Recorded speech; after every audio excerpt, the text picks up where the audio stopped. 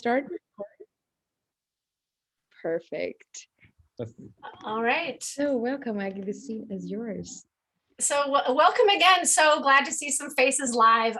It's wonderful. It was worth getting up for at 5:30 in the morning, West Coast of the United States time. So I'm going to share my screen and get started. So this is a short presentation about teaching storyline remotely. I find that when I'm presenting, when I'm sharing my screen, I can still see some of the participants in this meeting. And if you're not familiar with the Zoom platform, if you can also see a few faces or a few participants right now, know that you can click and drag that window of faces or make it go away in case it blocks anything you want to see in my slides. It might not, or the slides might not be important. During this lovely pandemic time, I took my public school teaching online for a full year. Our schools were shut down for one whole year, well, a little more than a year. And during the full year of teaching remotely, I taught 2 storylines, and they were both topics I had taught in person before, but I adapted them fully to teach online. So first, I have to address the question, why do we even still need to know about teaching storyline remotely? Isn't the pandemic over? I wish there were never a need to teach online again, because I much rather work in person with children. But honestly, I think now that many teachers have instructed online and acquired some skills around that, we will be asked to do it again. Maybe because of a surge in a pandemic, maybe for some other reason school is shut down, or maybe because, in Oregon, we look forward to snow days, harsh winter weather, and the schools close down for a couple of days and we get a rest. I think snow days are a thing of the past. Because now school can just continue from home. And students either have their own computers provided or shared by their family, or in my school district, laptops are provided to children now due to the pandemic that they can take home. So yes, this is still relevant. But how? How is it possible to take a teaching method that is so immersive, so dependent on the group interacting, and so arts focused? How can we take that online? Well, it actually works. It was very successful for me because storyline works, and because the power of story works, even if your children aren't in the room with you. I did find that when teaching remotely, all of my instruction, all of my teacher-led activities should follow the KISS principle. Keep it simple, storyliner. And not just keep it simple, but keep it short. Because I taught older children, older elementary, so 9, 10, 11-year-old children. Their attention spans were still quite limited. So here we go. So some things a teacher can do to prepare to teach remotely, especially teaching storyline. If you can, visit your students in person. During a pandemic, for me, that meant I drove to their homes, stood on the sidewalk, the children stood on their porch or their doorstep, and I waved at them and masks on. But at least then I was a real person to them, not just sort of a fiction on screen. And that was important for building a real relationship. I would also advise going remote doesn't mean you need to learn everything new under the sun. Use technology, but use it at your level of comfort. To the right, I have to move, once again, I have to move my box of participants to see it, is a photograph of my document camera that I used for the entire year. I actually have a document camera provided by my school that I could have brought home and somehow figured out how to use at home, but it seemed easier and less of a struggle to just get a milk crate and place my cell phone on top of it. And then I would dial my cell phone into the meeting.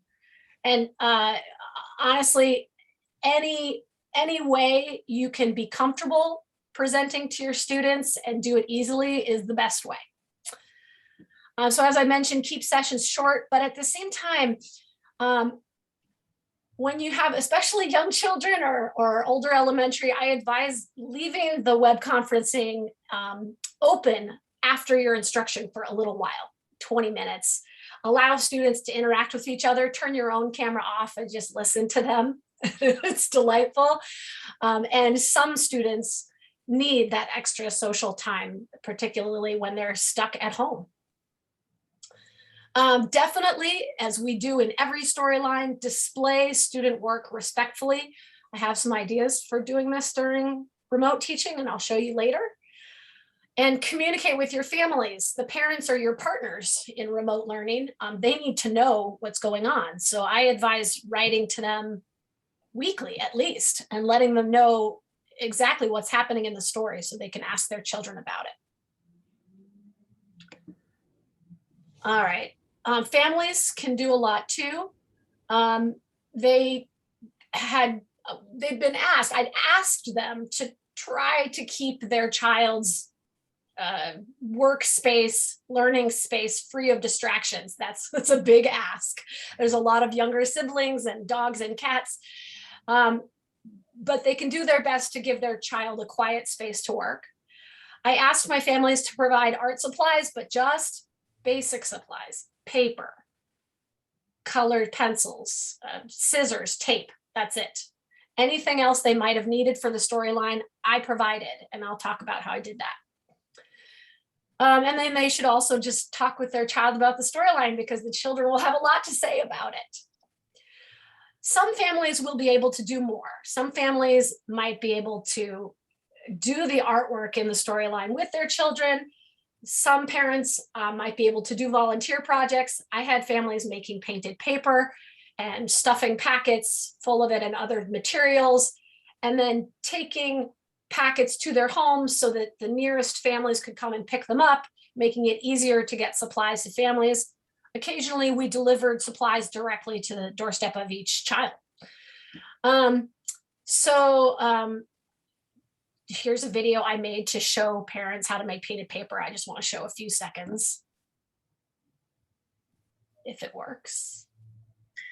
Hi, volunteers. This is Ms. Byrkit. I wanted to give a little show and tell on how I prefer to make painted paper. And then after you view this, you can make your own modifications if you like. But first of all, supplies that I use.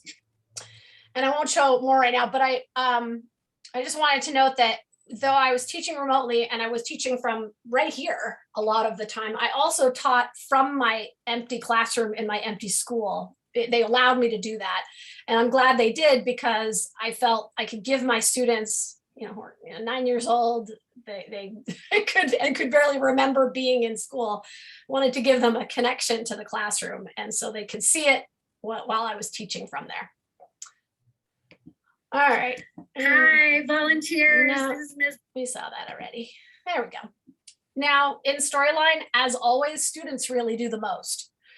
So I learned over the shutdown that students can learn how to participate in a web conferencing app discussion, and they're better at it than we are. They're better at most of these things than we are. They can use a learning management system. In the United States, teachers use things like Seesaw and Google Classroom, but basically a learning management system is any system that allows children to communicate with their teacher easily and submit work easily. Children can record audio and video, they can draw, color, paint, they can create their characters, they can create elements of setting or sort of more setting more broadly.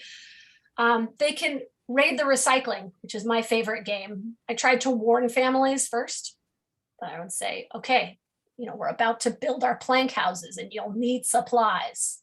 You're going to raid the recycling on 3. 1, 2, 3. You have 5 minutes. Go.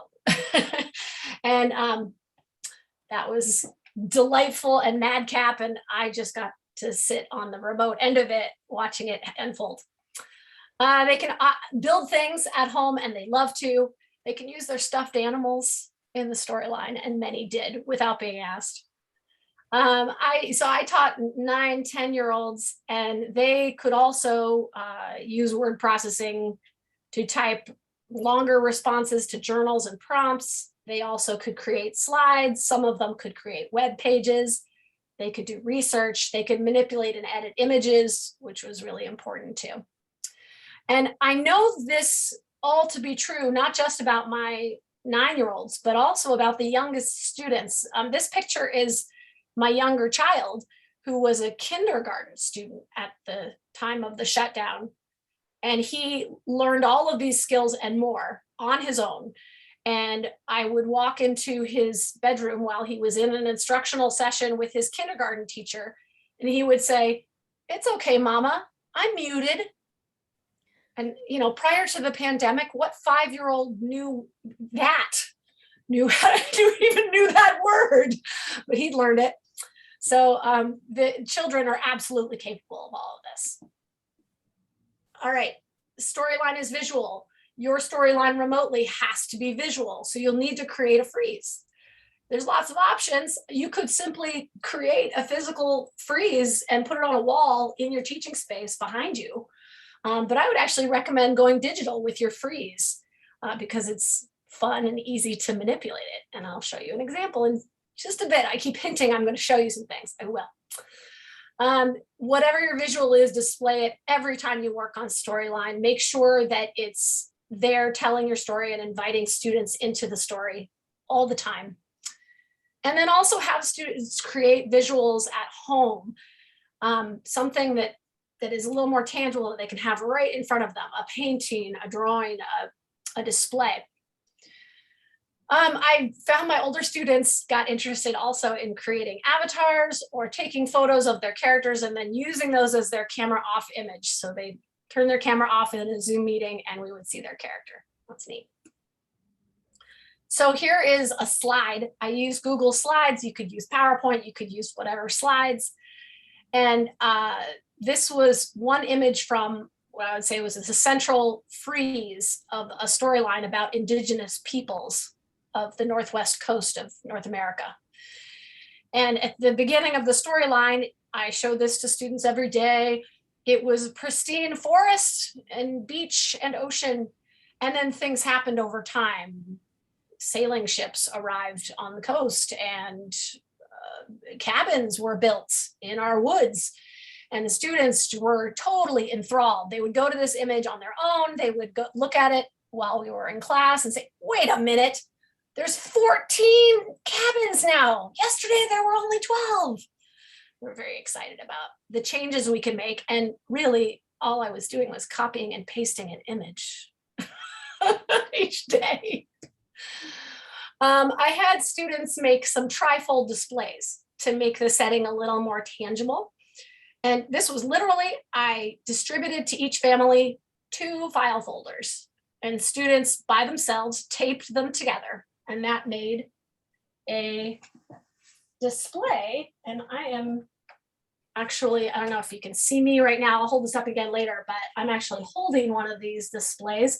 The nice thing is that it folds away for storage. It can just go on a bookshelf and be out of the way, but then students can open it up and have it stand up and be displayed when we're in class, which was really helpful. It was something that every student could do. All right.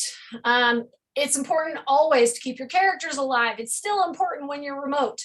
I would help students change their web conferencing name to their character's name when appropriate, which was absolutely delightful.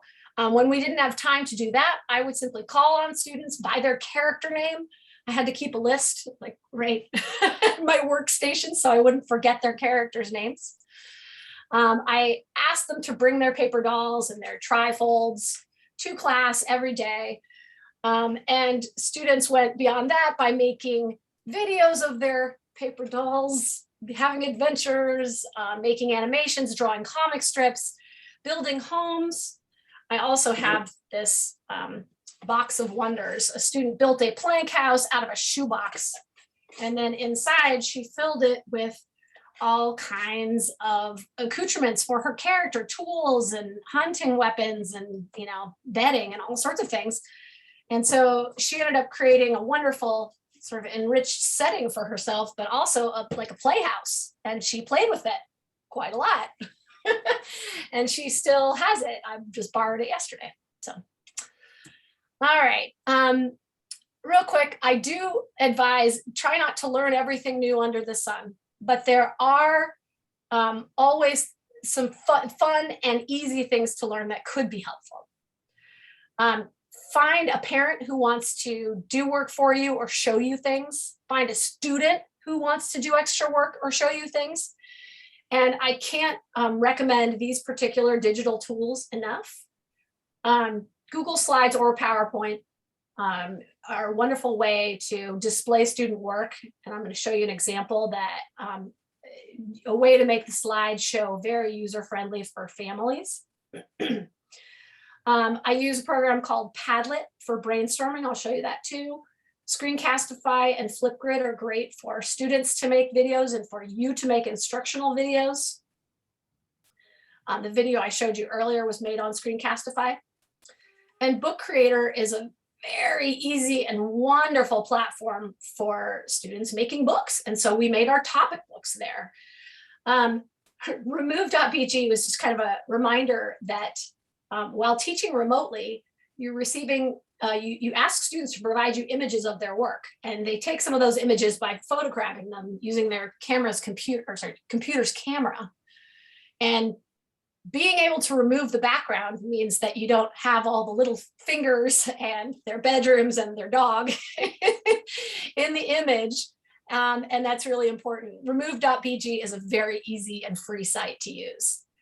The other apps mentioned and shown here are not free, but they're inexpensive, and it would be worth asking your school to subscribe to any of these. It's really a lot of fun to use. So let me show you a little bit. How am I doing on time? So you have approximately 4 minutes left. Oh, okay, great. I didn't hear a timer go off. Oh, really? Maybe I was too quick to shut it down. So let's see. Again, I used a slideshow, much like I was just showing you, to sort of store the storyline, to store the core freeze and student work. So it began with some introductory slides that showed some of the elements of the setting. And then again, remove the background, place student work together on a background image, which is surprisingly easy to do. And you get these wonderful compilations of student work. But also, when I put, for example, all of our characters together on a slide, I can also use these images to create hyperlinks. I did not know what a hyperlink was 2 years ago. I had no idea. Turns out they're quite easy to arrange. And once I started setting them up, it was easy to use. And then I would turn over the work to a child, usually, or a parent who could do the rest of the hyperlinking for me. Here's how I used it. I would set it up so that if you click on a character, it would take you to a page about that character created by the child. So families, rather than scrolling through this slideshow, is hundreds of slides long, but they can simply click on a character. Oops, it's still the same lady. Let's see if I can get another one. There we go. Parents could easily navigate to their own child's work without scrolling through the entire slideshow, which is nice. All right, let's go back. And then same with, I had students research and create plants, and you could click on the plants and see the student research, which was, I created a simple template, sent it out via my learning management system. Children filled it in, and then I just copied it into the slideshow, pasted it into the slideshow. It was really quite easy to do, faster than grading papers. And let's see if I can come back here. So that was a lot of fun. I did many of my whole class brainstorms. You can simply use the chat in your web conferencing platform, but I also used Padlet. And a main reason I used Padlet that was quite wonderful is that I'm like using the settings cog up here in the upper right-hand corner, if you need to move things to see that.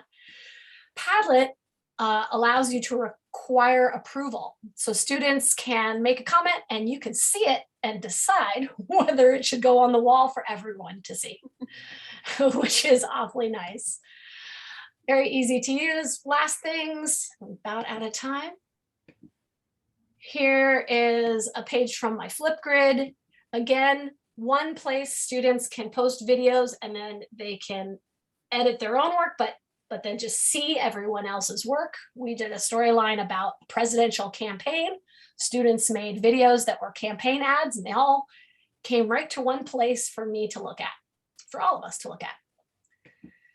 And then, last but not least, Book Creator, so easy to use and so wonderful. I'm going to have to move some things around to do this. Here we go. Little Hazel made a book and I had students start their book, which again, I gave children one link to Book Creator and then they could access our library and plop stuff in anytime. Hazel did a great job putting her storyline work into her book.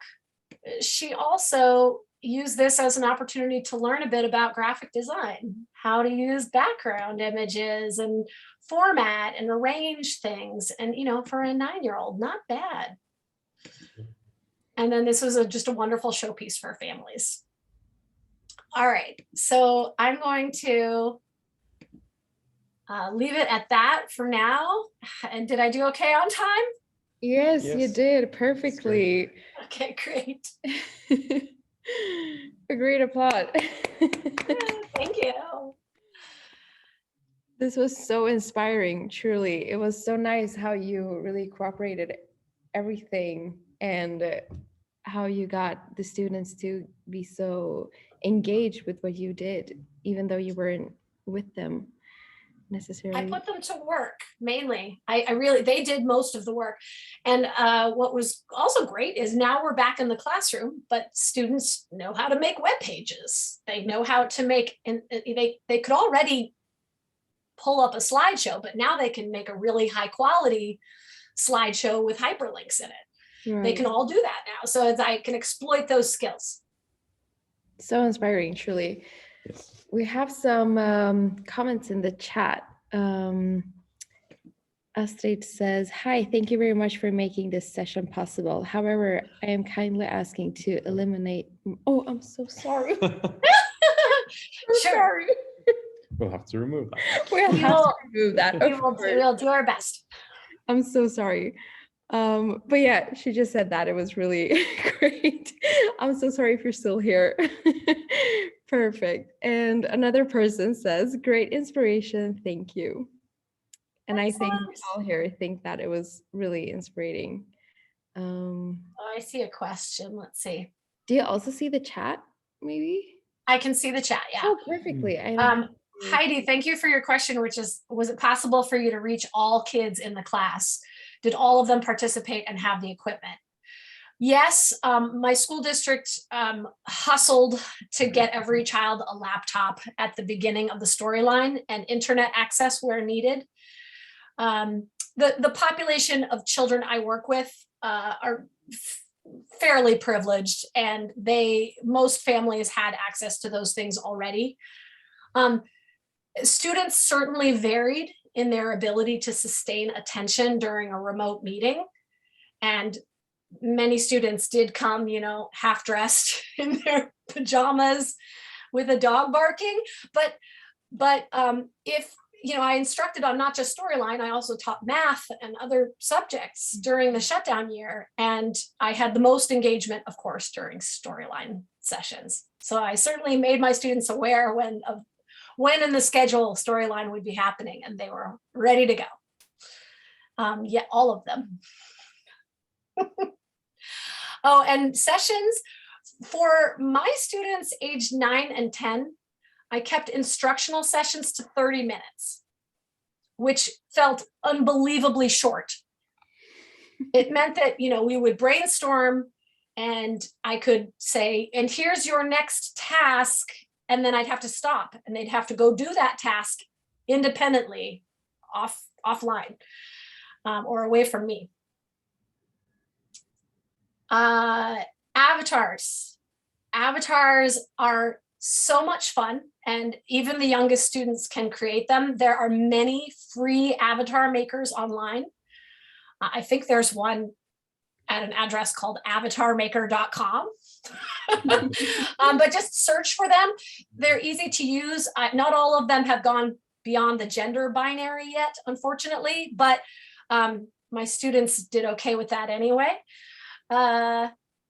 And yes, avatars are a lot of fun because they're already digital. You don't need to photograph your work. It's already online.